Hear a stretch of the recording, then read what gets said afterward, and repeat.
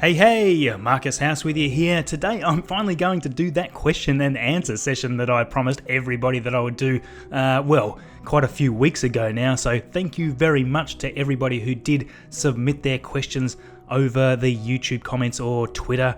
It does kind of blow my mind actually that people want to know about me personally. So look, I will give away a few details. Not everything. I do like to keep things a little private, but yes, let's see how we go here. The first question is from Joey here, who asks what I do for a living besides making amazing KSP videos. So I am a web developer. That is my full-time job. I focus mainly on programming, mainly languages like PHP, JavaScript, all that sort of stuff, which you would probably all find extremely boring, but some of you may have appreciated some of the programming stuff that I was doing with the KOS mod in the last few weeks. So that's where some of those general skills come from, I guess. Epic the Gamer asks what I use for recording and editing my videos. So I actually use quite a lot of things, and I've been switching around quite a lot lately. So initially I was using the Adobe suite, I was using Audition, I was using Premiere. But more recently, I've been using Sony Vegas, which is actually a big thanks to Matt Lown, who was telling me how good it was. And of course, after a little practice, I'm starting to get more efficient with that. So yep, that's all good. For screen capture, I'm generally using the GeForce tools, either instant replay or just manually capturing via that. Quite often as well, if I need higher quality stuff, I might grab it with Fraps, just because it's pretty much entirely full quality and also massive file size. So I don't use that quite so much. Phoenix here asks, have I thought about doing any real solar system or realistic progression playthroughs and that sort of thing? And well, yes, I have done a few videos using the RSS mods, a few of them SpaceX related, and one there for the dinosaur as well. The problem I generally have with this massive collection of mods all working together is basically getting them to all play nicely together with an install that I've got, and I tend to lose a lot of time trying to get all that working. I have made a few attempts at this. Interestingly, Scott Manley has only just done a video this week talking about how the support for these mods is really quite good now on Kerbal Space Program 1.2, so that's really good news. I do highly recommend that people get on board and check out those mods because they are fantastic, and the more people playing with them, the more supported they will be.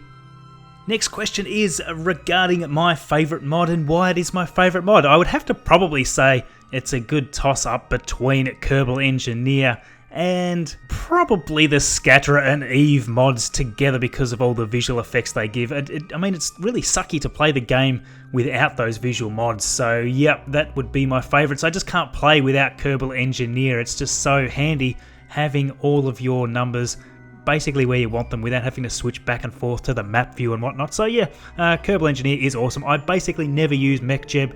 I kind of feel like MechJeb gives you a little too much automation. Of course, that's not to say it's not a useful mod, it's just that with the number of hours that I've got in this game, I really don't need it. I know how to do the maneuvers reasonably efficiently, so yeah, practice makes perfect. Next question here from Roman asks basically why I always choose Burberry Kerman. Where did Burberry Kerman even come from? He is actually a stock Kerbal. He was generated by the game. I can't quite recall if he pops up frequently in the game out of all of the randomly generated Kerbals, but that's where he first came from. And yeah, I used him on a mission a few times, a daring mission, and he just kind of became the celebrity Kerbal of the channel for whatever reason. It just evolved that way. It was kind of unintentional. Another question as well was why I started doing YouTube and why KSP, and do I play KSP for YouTube only or do I play it privately as well? I mean, I wouldn't do a Kerbal Space Program YouTube channel if I didn't love the game, and I did play it for quite a number of years prior to even starting the channel, so it was well before the pre-release that I first started playing. I mean, there's lots of reasons why any of us love Kerbal Space Program. It's not just the science behind the game, the engineering, the creativity that it takes to, complete these complex missions, but it's also a game that I really love because it educates and teaches a lot of people out there who wouldn't normally know how spacecraft are designed to get to other planets and whatnot. It's actually quite a complex thing for people that don't know the industry, and even I, before I started playing Kerbal Space Program, just didn't understand how a lot of these maneuvers would be set up and how gravity assists work. And I think that's really interesting for people to know, at least at a basic level, because in the real world we do have real spacecraft out there. We've got the rovers on Mars. We have amazing vehicles that have shown us all around our solar system. And in a time where we still have people that believe that the Earth is flat and believe all these conspiracy theories, I mean, any education in this area has to be good, doesn't it?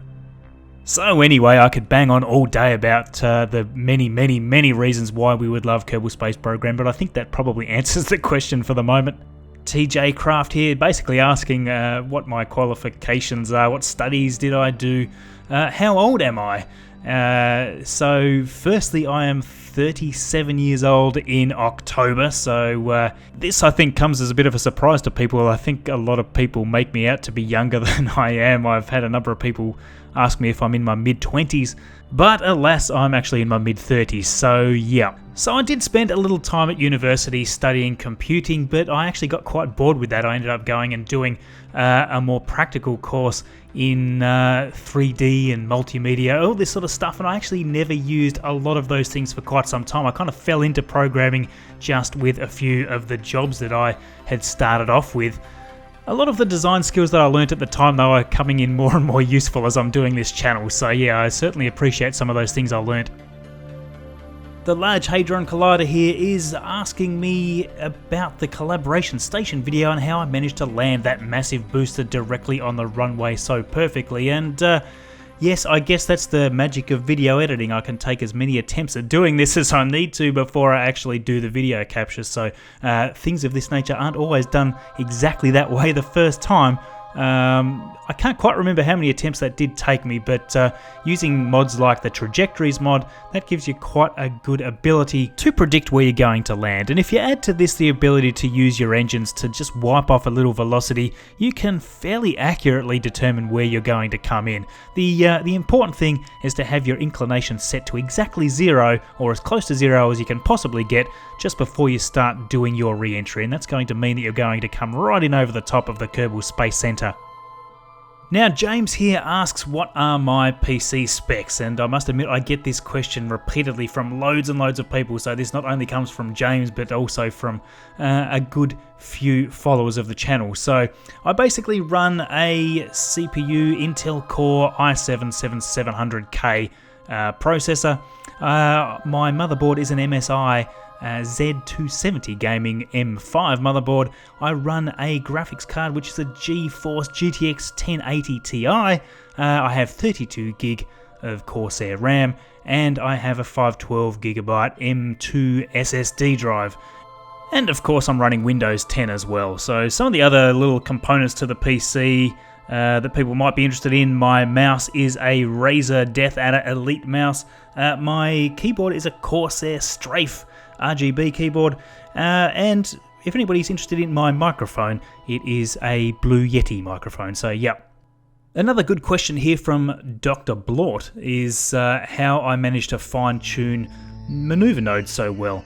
Now there's a few techniques for doing this, and Dr. Blort here basically says that what he does end up doing quite often is letting MechJeb do a lot of this stuff for him, and I do try to discourage beginners of the game from doing that. It's handy to see what MechJeb is doing, but to actually learn how to do this yourself and how to adjust the maneuver nodes yourself is extremely handy, and once you get the hang of it, it actually becomes a bit of a no-brainer. You don't need MechJeb at all to do these things. One thing that a lot of people don't realise about the maneuver nodes is if you hover over the centre of the maneuver node, once you've got it roughly set up, you can slowly roll your mouse wheel up and down, and that will very finely adjust your maneuver node. It's extremely handy. The question there also does comment a little on how to do gravity assists, and this is probably a topic for a more advanced video, because gravity assists can be quite difficult. One of the more easier ones to do is entering into Joule and doing a gravity assist with Tylo. That is a huge benefit, and it's almost a standard way to come into Joule's sphere of influence. So once you're able to do a couple of those gravity assists, you can start to play around with more advanced ones. Beast Winner 123 here asks again how I got into playing KSP. I've kind of already answered this, but I will say that I stumbled on Kerbal Space Program first in Steam. I picked it up in a Steam sale once, and I sort of remember looking at it thinking, oh, this seems like a bit of a childish looking game, and how wrong I was, and how glad I am that I did pick it up in that Steam sale years ago. That was very fortunate, and obviously nothing would have ever occurred. I wouldn't have ended up with a channel if I hadn't have made that decision to hit that buy button. It must have been on a pretty good sale at the time, I suspect. The next question there is in regards to facecam, whether I'm likely to do facecam. I'm really not. I'm just not a big fan of that style. I know a lot of people do like doing that sort of style of video. I just prefer to keep my face out of it. I just don't think people are that interested. But for those people that do want to know what I look like, well, here's a quick snapshot here. And that's probably enough of my face for you all to look at for a lifetime. So yes, there is obviously a reason why I don't like to do face cam. So the next question here from Ethan is, what is the biggest payload I've sent into orbit? And I'm struggling to think here. I think it would either be our contribution to the collaboration station, where we sent a massive fuel tank up to the moon. Either that, or it would be the Goliath craft, which I published here. I'll leave links to these things in the description. There'll also be some cards popping up here as I talk through some of these things. This question here, I think, probably speaks for itself right now, so I won't talk about that one. Another addition to the previously answered question was why I do these awesome missions. Well, I mean, if you're going to do something, you might as well do something awesome, yeah? Like, it's not much point just doing the same thing as everyone else. That's not to say, of course, that my videos are completely original from all the other channels. I mean, there's definitely similarities between what I do. I try to have my little spin on these missions, though, even if they are kind of similar to other missions that have already been done. So, yeah, I try to keep things original. It probably doesn't always work out, but I hope you enjoy it anyway. Scott Holden here, who is an obvious Australian with a name like that, asks whereabouts I am from here down in Australia. So, I'm located in a state right down in the bottom right here called Tasmania. So yeah, very nice little place to live. It is where that famous cartoon character comes from, and I do often get the question whether Tasmanian devils do spin like the cartoon character, and well, even though the Tasmanian devil is an awesome little beast, I don't think I've ever seen one spin around like that, so I think that's probably quite exaggerated, I would say. So the second part to this question is whether I have any formal education in astrodynamics or anything rocket related, and the short answer to that is no, I don't. I've really just been researching and reading up on a lot of this stuff over the last decade or so, simply because it really interests me. It always has done. And obviously Kerbal Space Program, when I started playing that only increased my enthusiasm for the entire topic, so yeah. Orbiter here asks if I'm into astronomy, and some of the other parts of the question I've already answered. Short answer is yes, I don't spend a huge amount of time in this area, but yeah, I do have a fairly rudimentary sort of telescope here, which I'll just pop up here for you. That's the kind of thing I've got there. It's kind of cool. This thing does give you a pretty good view of the planets, although they're not that large. You can certainly see all the moons of Jupiter, and you can see Saturn quite clearly with something like this. So yeah, it's a lot of fun, and yeah, I just wish I had more time to do it, frankly. For those that are interested in the particular model of that telescope, it is from the Celestron series. It's a Nexstar. I think it's a Nexstar 4 SE. So the really cool thing about this particular telescope is that you can move it around just using a remote control. A lot of people would also say that's a disadvantage because it is the only way you're supposed to move it. So fine positioning can be a little frustrating if you haven't got it already in the sort of correct area. But yeah, I've had a lot of fun with this thing, and I'd probably consider it a pretty good beginner telescope if you're looking to buy your first one. So I am also well overdue to drop some flags at the Minmus base. There has been a load of awesome people that have won flags for deciphering the hidden messages left in the YouTube thumbnails for my videos. So congratulations to everybody that has been so good at deciphering these. So I've just dropped one there for Cygnus Space, and interestingly the random comment draw for the week several weeks ago was for Veos. So congratulations Veos, you get a flag as well. We have a flag here as well for Christian, a bit of an interesting looking rainbow flag there.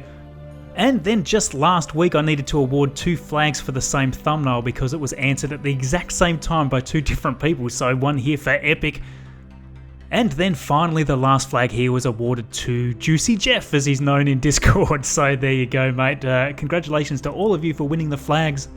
I would of course love to thank you all for watching the channel. I hope you enjoyed this particular Q&A. Please do take a second, give it a thumbs up if you did. All of your support is just awesome.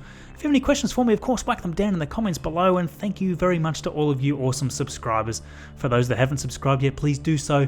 You can also follow me on Twitter at MarcusHouseGame if you want a little more information on what I'm doing through the week.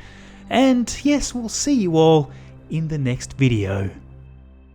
So you can see here that everything happens simultaneously. We are now set with that 12-degree climb, and as soon as we get off the launch pad, we can look at raising our landing gear. So that's the next thing to look at. Down on line 34 here, we have a wait command which will just halt until our altitude is greater than 300 meters.